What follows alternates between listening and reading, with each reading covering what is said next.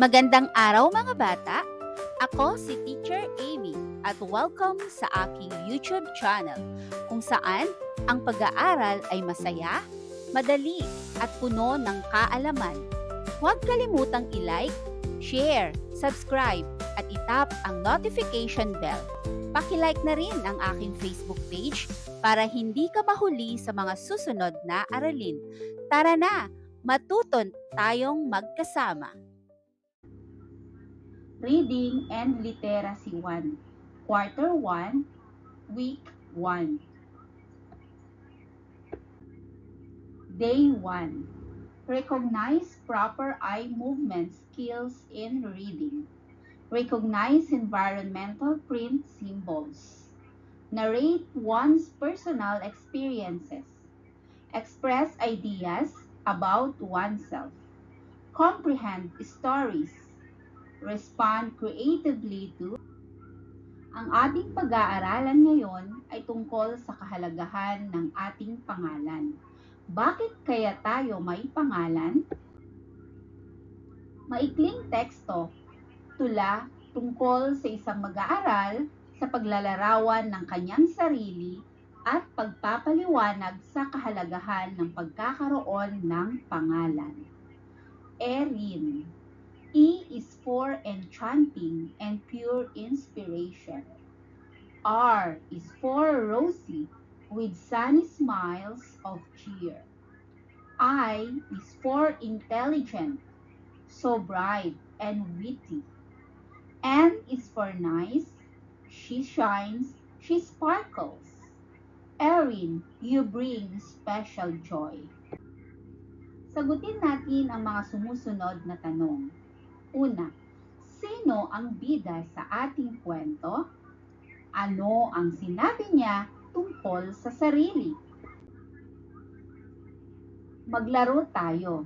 Ang klase ay bubuo ng bilog at ang guro ay mag-iikot at tapikin ang isang mag-aaral sa kanyang balikat at siya ay pupunta sa gitna ng bilog at ang klase ay magsasabi ng kanyang pangalan. Siya si.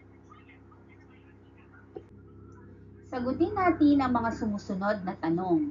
Una, ano kaya ang pwedeng mangyari kung wala tayong pangalan? Ikalawa, bakit mahalaga na may pangalan tayo? Bakit mahalaga na alam natin ang ating edad at ibang bagay tungkol sa ating sarili? Ano kaya ang mararamdaman ninyo kung hindi maganda ang sabihin sa pangalan ninyo? Kung may iba na magsasabi ng medyo nakakasakit na mga salita, ano ang dapat natin kayang gawin para maiwasan ito sa atin o kaya sa iba? Pagnilayan at kumpletuhin natin ang mga pahayag na ito. Mahalaga ang aking pangalan dahil maipapakita ko na mahalaga ito kapag nagbabasa. Magsisimula ako sa at direksyon ng tamang paggalaw ng mata. Iguhit ang iyong sarili at isulat ang iyong unang pangalan o palayaw at edad. Paglalarawan ng sarili, pangalan, edad. Ipakita at pag-usapan ang iyong gawain sa mga kaklase. Sabihin sa kanila na ang pangalan ko ay, ako ay blank, taong gulang. Ito ang larawan ko. Takdang aralin. Tanungin ang inyong mga magulang tungkol sa dahilan sa likod ng inyong mga pangalan. Day 2. Recognize proper eye movement skills in reading. Narrate one's personal experiences. Express ideas about oneself. Comprehend stories. A. Note important details in stories. Balik-aral. Ano ang pangalan mo? Maglaro tayo.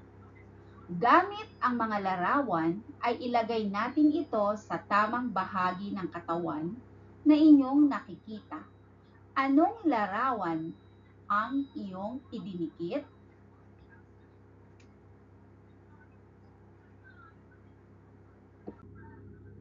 Halika at basahin natin ang mga salita. May body parts o mga bahagi ng aking katawan. Ang ating pag-aaralan ngayon ay tungkol sa pagpapahalaga sa mga parte ng katawan. Tauhan, ang mga bida sa kwento. Tagpuan, ito ang tumutukoy sa kung saan at kailan nangyari ang kwento. Pangyayari, ito ang tumutukoy sa detalye ng kwento. Ito ang pagkakasunod-sunod ng mga pangyayari. Ang pagtatalo ng bahagi ng katawan ni Iking.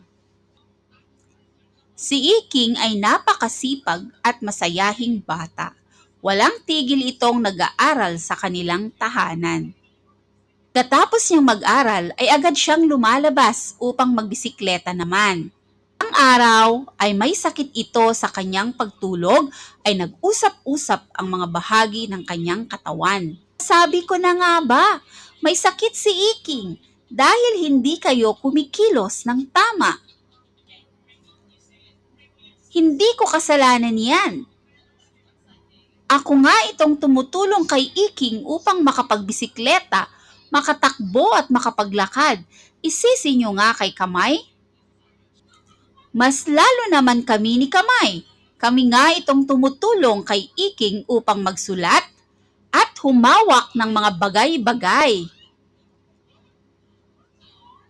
Sisihin niyo si Mata, sagot sa kanila ni Kamay.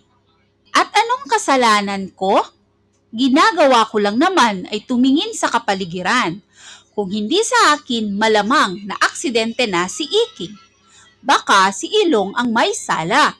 Paliwanag ni Mata. Hindi ako. Tinulungan ko nga si Iking na amuyin mga bagay-bagay sa kanyang kapaligiran. Mabango man ito o mabaho. Paliwanag ni Ilong. Wala akong kinalaman dyan. Ako nga tumutulong kay Iking kainin ang kanyang mga pagkain upang siya ay lumakas. Huwag ako ang sisihin nyo. Huwag nyo naman kaming sisihin ng kambal kong tenga. Nakinig lang naman kami ng magandang musika. Nahihilo na ako! Sino ba talaga ang may kasalanan? Sino bang dapat nating sisihin? Gulong-gulo na si Utak nang dumating si Puso. Itigil nyo na nga yan, mga kasama. Lahat tayo ay may mahalagang ginagampanan sa katawan ni Iking. Kung isa sa atin ay mawawala, tiyak na mas malulungkot si Iking at mahihirapan. Nag-isip ang mga bahagi ng katawan at naisip nila na mali ang magsisihan. At mula noon ay nagtulungan ang bawat isa para sa ikabubuti ni Iking. Sagutin natin ang mga sumusunod na tanong. Una, ano ang mga parte ng katawan na nagtatalo sa kwento? Bakit sila nagtatalo? Ano ang sinabi ni Puso sa ibang parte? Ano ang naging katapusan ng kwento? Maglaro tayo, sabi ng guro. Hawakan ang bahagi ng katawan na sasabihin ng guro. Halimbawa, hawakan ang iyong ulo, paa, at iba pa. Sagutin natin ang mga sumusunod na tanong. Una, Ano kaya? Dahil nagtalo-talo ang parte ng katawan, ay magiging mata na lang lahat o magiging tenga na lang lahat? Paano kapag nagalit si bibig at sasabihin niya na ayaw na niyang tumulong kay mata o sa tenga?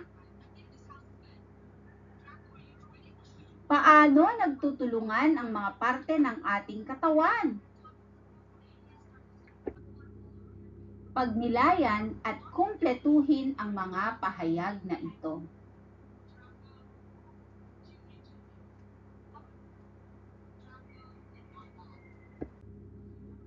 Body part puzzle.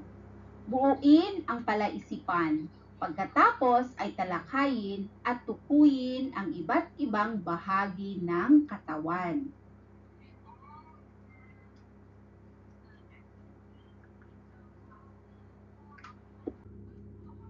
Takdang aralin. Gumuhit ng ilang bahagi ng katawan na alam mo. Day 3. Recognize proper eye movement skills in reading. Narrate one's personal experience. Express ideas about oneself. Recognize the parts of the book. Comprehend stories. Note important details in stories. Balik-aral. Repasuhin ang mga bahagi ng katawan sa pamamagitan ng pagbibigay ng pangalan sa mga ito. Ano ang sasabihin niyong pagbati sa inyong nanay, tatay, teacher sa umaga, sa tanghali, sa gabi? Ano ang sasabihin niyo kapag may nagbigay sa inyo ng pagkain? Ano ang sasabihin niyo kapag nagkasakit kayo na hindi ninyo sinasadya? Ang ating pag-aaralan ngayon ay tungkol sa paggamit ng mga magagalang na salita.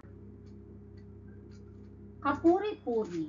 Ang tatay ko ay kapuri-puri dahil siya ay mapagmahal, mabait, malakas at matulungin sa aming klase. Ano ang ibig sabihin nito? A. Nakakainis. B.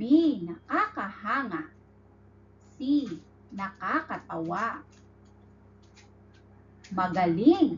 Ang tamang sagot ay nakakahanga. Ang iba't ibang bahagi ng isang aklat. Pabalat. Ito ay ang makulay na bahagi na nagsisilbing takip ng aklat. Mababasa dito ang pamagat ng aklat, may akda at manlilimbag. Pahina ng pamagat. Ito ay ang pahinang kasunod ng pabalat. Ang nakasulat dito ay pareho lang ng nakasulat sa pabalat. Pahina ng karapatang city. Nilalaman nito ang naglimbag, taon ng pagkalimbag, at ang lugar kung saan nilimbag ang aklat. Nagsasaad din ito ng tanging karapatan ng author at palimbagan ng magmamay-ari sa nilalaman ng aklat. Paunang salita. Nagtataglay ito ng nais iparating ng may akda sa mambabasa. Nakasaad dito kung bakit sinulat ng may akda ang aklat at kung paano ito gagamitin. Talaan ng nilalaman. Listahan ito ng mga nilalaman o paksa ng aklat at mga pahina kung saan ito matatagpuan. Katawan ng aklat. Ito ang pinakamahalagang bahagi at ang kabuuan ng lahat ng paksang tatalakayin sa aklat. Talahulugan o glossary. Listahan ito ng mga mahihirap na salitang matatagpuan sa aklat at ng mga kahulugan nito. Nakaayos ito ng paalpabeto at makikita sa hulihan o likurang bahagi ng aklat. Paano magbukas ng libro at direksyon ng pagbabasa? Kaliwa, pakanan. Repasuhin ang tamang paggalaw ng mata. Tayo ay magbabasa ng isang kwentong pinamagatang Si Jose ang Batang Magalang. Bukas ay araw na ng pasukan. Lahat ng mga mag-aaral ay sabik na pumasok sa paaralan.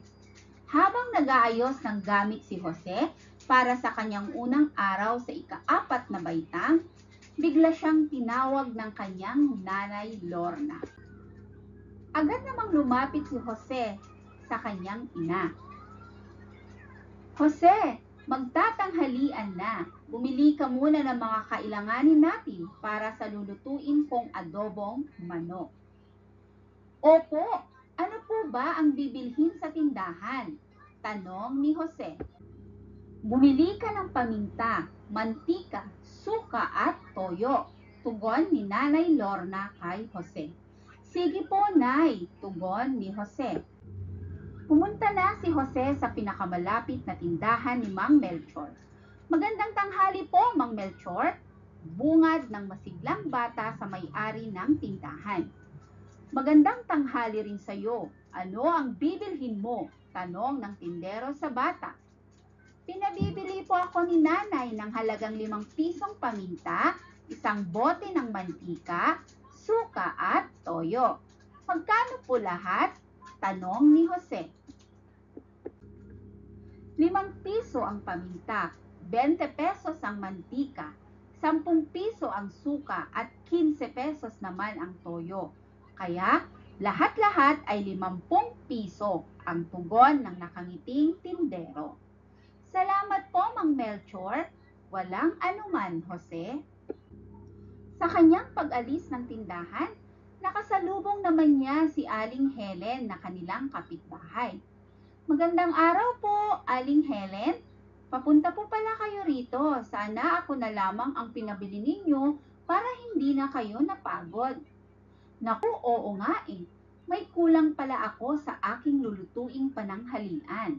O di ba? May pasok ka na bukas? Opo. Kaya nga po nag-aayos na ako ng aking mga gamit at hindi muna ako nakipaglaro sa aking mga kaibigan upang makapagpahinga. Maghapon na naman po kasing titigil sa paaralan at hindi na makakatulog sa tanghali. Sige po, mauna na po ako. Magandang araw po, Mang Kaloy. Pahinga muna kayo. Ang kanyang bati sa kaibigang abala sa pag-aayos ng kanyang sirang tricycle. Sabay kaway.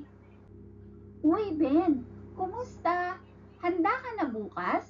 Umuwi ka na at mainit na ang sikat ng araw. Pasukan na natin bukas. Sige ka, ikaw rin, baka magkasakit ka. Mamiss mo ang mga mangyayari sa unang araw ng pasukan natin. Ang paalala ni Jose sa kanyang kaklase na abala sa pagbibisikleta malapit sa kanilang bahay. At sa wakas, nakauwi rin si Jose sa kanilang bahay. May ngiti sa labi dahil nakatulong siya sa kanyang nanay at nakita niya at nabati ang mga taong malapit sa kanyang puso. Sa isip niya, napasaya rin niya kahit papaano ang mga taong kanyang nakita sa pagbili niya sa tindahan ni Mang Melchor. Sagutin natin ang mga sumusunod na tanong. Sino ang bida sa ating kwento? Bakit siya kapuri-puri? Ano ang mga magagalang na mga salita at kapuri-puri niyang ginawa sa ating kwento? Sagutin natin ang mga sumusunod na tanong. Bakit mahalaga na maging magalang sa pakikipag-usap?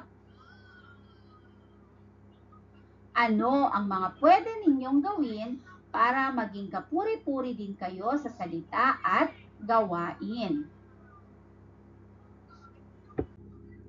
Pagnilayan at kumpletuhin ang mga pahayag na ito.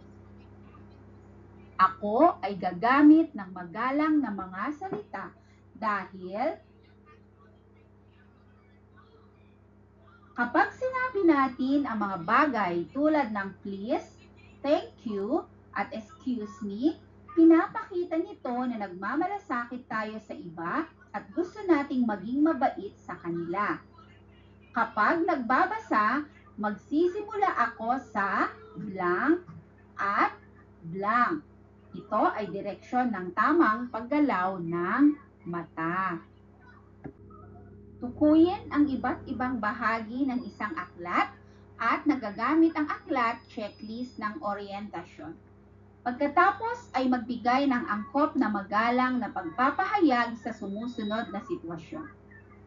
Pagtanggap ng isang regalo, nasasaktan ang isang tao, humihingi ng tulong, makakuha ng pansin kahit sa isang tao lamang. Day 4. Recognize proper eye movement skills in reading.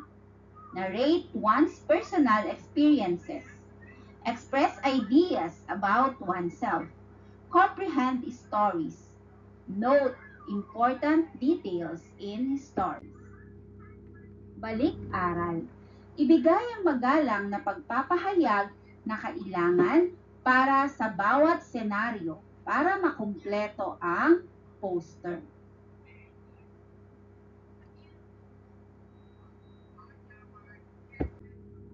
Ano ang sasabihin nyo kapag may tumulong sa inyo? Babatiin ang magulang o teacher sa umaga, hapon o gabi. Makikipag-usap ng may paggalang sa mga matatanda.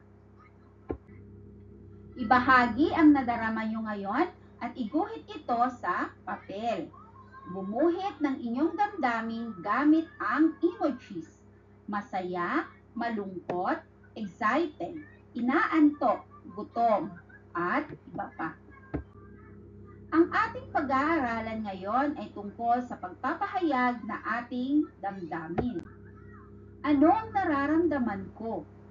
Pagising ko sa umaga, nakapangiti ako. Ano kaya ang nararamdaman ko? Masaya. Pagbaba ko sa kusina, biglang tinahulan ako ng aso ko at nanlaki ang mga mata ko. Ano kaya ang nararamdaman ko? Nagulat. Natapos akong kumain ng tinapay at itlog. Ano kaya ang naramdaman ko?